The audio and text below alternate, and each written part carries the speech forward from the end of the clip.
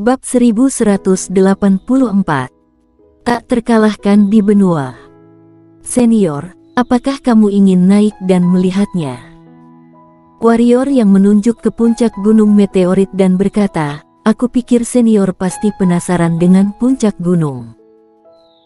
Orang tua yang ceroboh itu melirik ke puncak gunung, kemudian menggelengkan kepalanya. Meskipun ada warrior yang dia bisa mengikutinya, tetapi dia juga orang yang sombong. Bagaimana dia bisa melakukan hal seperti itu?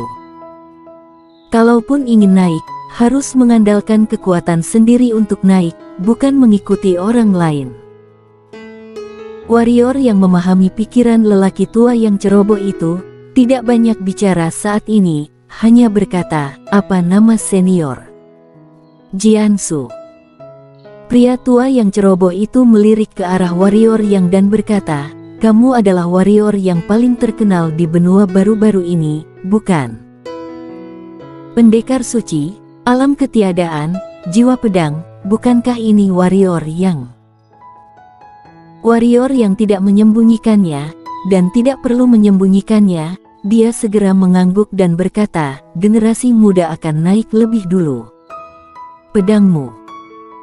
Pada saat ini, lelaki tua yang ceroboh itu tiba-tiba menunjuk ke pedang yang telah dipadatkan oleh warrior yang dengan jiwa pedang sebelumnya, dan berkata, apakah kamu tidak akan mengambilnya?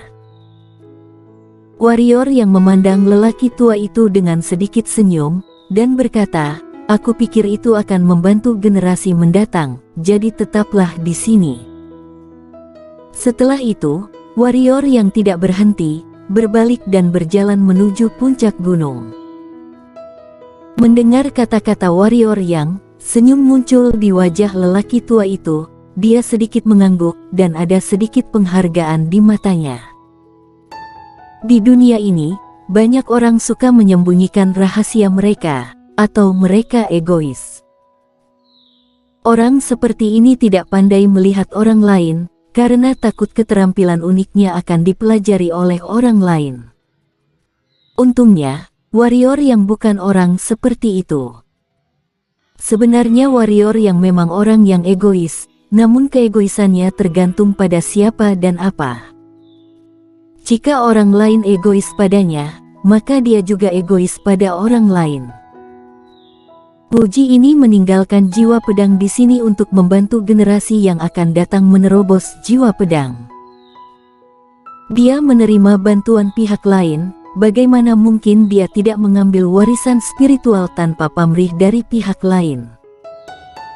Dia sekarang berada di atas jiwa pedang alam ketiadaan, jika itu orang lain, dia mungkin benar-benar egois dan tidak meninggalkan niat pedang. Kenapa?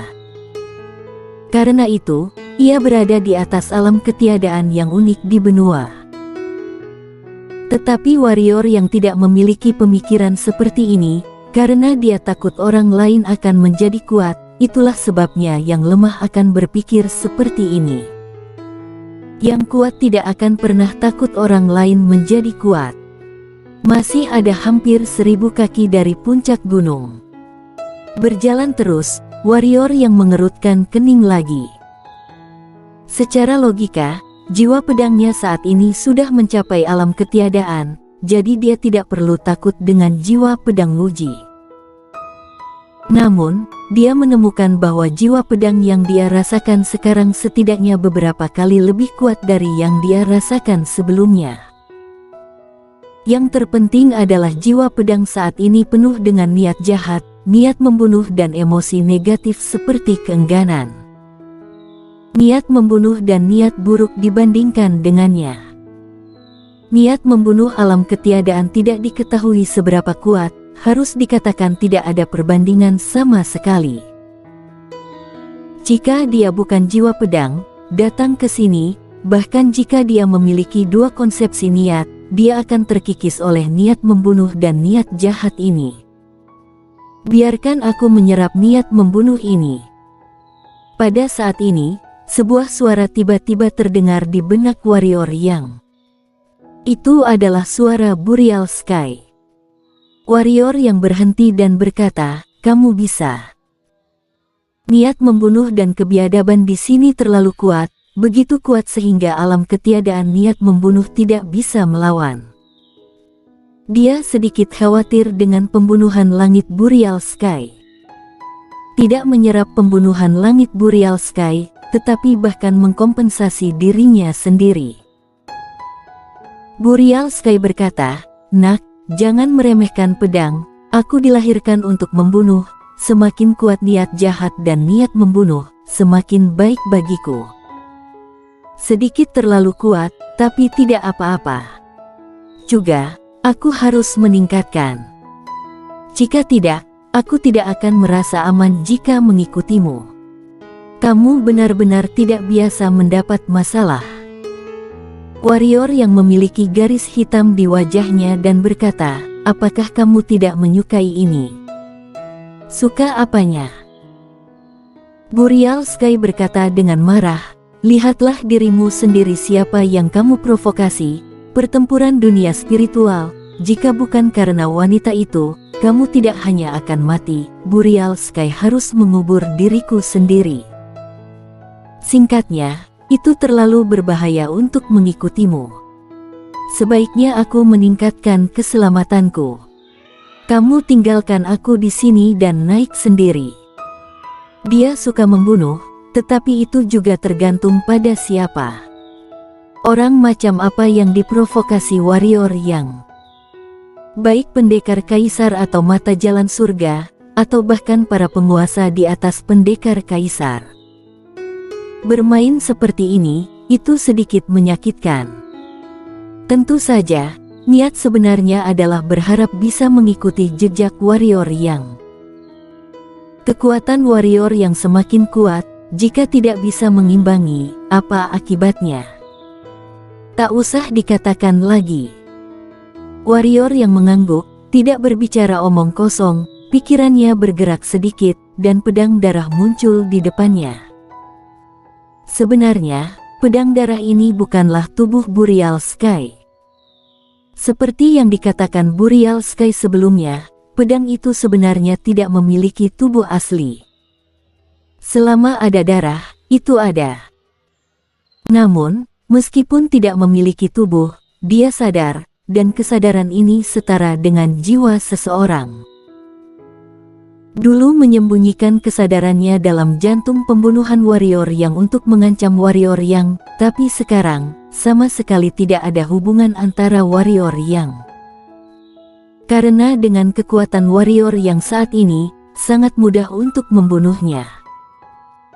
Dia harus tahu bahwa jiwa pedang miliknya saat ini dapat sepenuhnya menghancurkan niat membunuh alam ketiadaan. Apalagi pusaran pusat energi yang menantang langit. Pedang darah saat ini agak berbeda dari pedang darah di depannya, karena kesadaran Burial Sky ada di dalamnya. Dulu, pedang darah adalah benda mati tanpa kendali warrior yang, tetapi sekarang pedang ini memiliki kekuatan yang kuat bahkan tanpa kendali warrior yang. Tentu saja, selama menjadi pedang, diperlukan media manusia untuk dapat mengerahkan kekuatan yang sebenarnya. Bahkan roh pedang, tanpa warrior yang, dapat menampilkan kekuatan sangat terbatas. Bagaimana perasaanmu? Warrior yang bertanya, menatap Burial Sky yang gemetar hebat di depannya. Sangat kuat. Burial Sky berkata dengan sungguh-sungguh, meskipun dia tidak memahami niat membunuh dan permusuhan dalam hal ini lebih kuat dari sekadar alam ketiadaan. Wah, ada kesenjangan besar antara kamu dan dia. Bisakah kamu mencapai tingkat kaisar yang lebih tinggi? Tanya warrior yang. Ini adalah kekhawatiran terbesarnya. Jika Burial Sky dapat dipromosikan lagi, itu pasti akan menjadi hal yang hebat baginya. Aku tidak tahu, coba saja. Suara Burial Sky jatuh, dan warrior yang tiba-tiba merasakan niat membunuh dan niat jahat yang tak terhitung jumlahnya bergegas menuju Burial Sky, dan dengan niat membunuh, kegilaan dan kemarahan diserap oleh Burial Sky. Pedang darah Burial Sky menjadi semakin kokoh. Warrior yang memperhatikan sebentar, lalu berjalan menuju gunung. Dia ingin melihat apa yang ada di gunung, tentu saja, yang utama adalah melihat apakah ada peta pedang galaksi. Putri Kaisar mengirimnya ke sini, tujuannya adalah untuk membiarkan dia mendapatkan benda ini. Berjalan menuju puncak gunung, warrior yang tidak berjalan terlalu cepat, dengan kekuatan yang dimilikinya saat ini, dia dapat mencapai puncak gunung dengan segera. Tetapi dia tidak melakukannya, tetapi merasakan niat pedang di sekelilingnya. Meski kini telah mencapai alam ketiadaan, dia tahu bahwa dirinya masih jauh dari jiwa pedang Wuji. Dia, warrior yang tidak pernah merasa bahwa dia tidak terkalahkan, atau betapa menakjubkannya dia. Karena, di dunia ini, ada terlalu banyak master dan orang yang cakap. Sama seperti sekarang, meskipun Wuji telah mati selama bertahun-tahun, dia masih bisa merasakan kekuatan pihak lain. Seperempat jam kemudian, warrior yang berhenti, dan tidak jauh di depannya, dua loh batu muncul dengan kata-kata di atasnya. Warrior yang melihat tablet batu di sebelah kiri. Aku belajar pedang pada usia 3 tahun, menyadari jiwa pedang pada usia 5 tahun, mencapai kesempurnaan besar pada usia 10 tahun dan mencapai jiwa pedang pada usia 15, alam ketiadaan pada usia 19, generasi muda tidak terkalahkan. Pada usia 22, aku adalah dewa pedang, dan seluruh benua tak terkalahkan. Pada usia 23, aku memecahkan penghalang langit dan bumi dan pergi ke domain luar. Pada usia 30, aku berada di domain luar langit berbintang, memperoleh warisan dari kultivator pedang, menyadari domain pedang.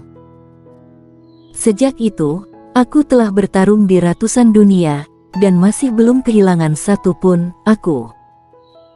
Pada titik ini, tulisan tangan terputus. Warrior yang mengepalkan tangan kanannya perlahan, dan gelombang memenuhi hatinya. Apa itu jenius? Ini jenius. Di hadapan Wuji, bakatnya hanya bisa dibilang sampah. Karena ketika dia berlatih ilmu pedang, dia sudah menjadi alam ketiadaan jiwa pedang. Dan ketika dia menjadi alam ketiadaan jiwa pedang, dia sudah bernama Dewa Pedang, dan seluruh benua tak terkalahkan. Benua waktu itu adalah dunia menengah, dan para jenius saat itu pasti lebih menakutkan daripada dunia spiritual. Di era itu, bertarung di seluruh benua tak terkalahkan, seberapa menakutkan itu. Ini agak mengejutkan. Warrior yang memiliki perasaan terluka. Orang ini lebih dari manusia, benar-benar lebih dari orang mati. Warrior yang menggelengkan kepalanya, menarik kembali pikirannya, kemudian melihat tablet batu di sebelah kanan, hanya ada satu kalimat di tablet batu. Memainkan ratusan dunia tanpa satu kekalahan pun. Itu karena kamu tidak bertemu denganku. Warrior yang. Setelah sekian lama, warrior yang menggelengkan kepalanya, tak perlu dikatakan, kalimat ini pasti ditinggalkan oleh si pengembara. Kedua orang ini lebih dari seekor sapi. Bahkan, ia sedikit penasaran siapa yang lebih sakti, si pengembara di puncaknya atau Wuji di puncaknya. Keduanya sama-sama jenius, dan sama-sama memahami domain pedang, sama-sama mencari lawan untuk berduel. Jika keduanya bertarung, pasti luar biasa. Sayangnya, pemandangan ini tidak mungkin untuk dilihat. Setelah terdiam lama, warrior yang ragu-ragu sejenak, lalu menatap batu besar tidak jauh. Dia bergerak dengan tangan kanannya, batu itu mendarat di sebelah dua prasasti. Dia menggesek beberapa kali dengan jari-jarinya, batu itu tiba-tiba berubah menjadi prasasti. Kemudian, warrior yang menunjuk dan melambai terus-menerus. Setelah beberapa saat, warrior yang melihat kata-kata di tablet batu dan tersenyum, lalu berjalan menuju puncak gunung. Kurang dari 100 kaki dari puncak gunung, warrior yang tidak terburu-buru dan berjalan perlahan. Selama bertahun-tahun, dia hampir tidak pernah memiliki waktu luang, jarang dia tenang dan tidak memikirkan banyak hal.